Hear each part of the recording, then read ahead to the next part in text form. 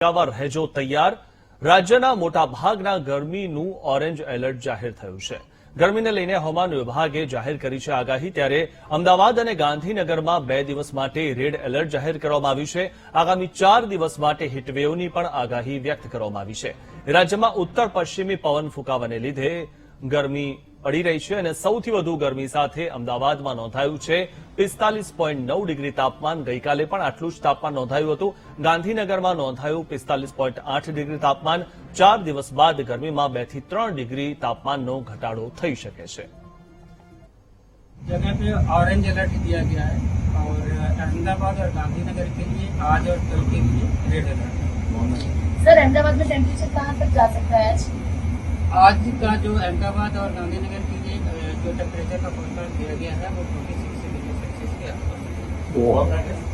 Warm night की कोई बात नहीं। सर कारण क्या है इतनी गर्मी का? अभी नॉर्थ वेस्टर्ली विंड प्रेवेल कर रही है, तो जो विंड आ रही है वो पाकिस्तान और राजस्थान रीजन से आ रही है, जिसके कारण हीटिंग ज़्यादा हो रही है। और ये जो टेम्परेचर रहेगा आने वाले 4 दिनों के लिए नॉर्थ में रहेगा। उसके बाद 4 दिनों के बाद टेम्परेचर में ग्रेजुअल फॉल होगा।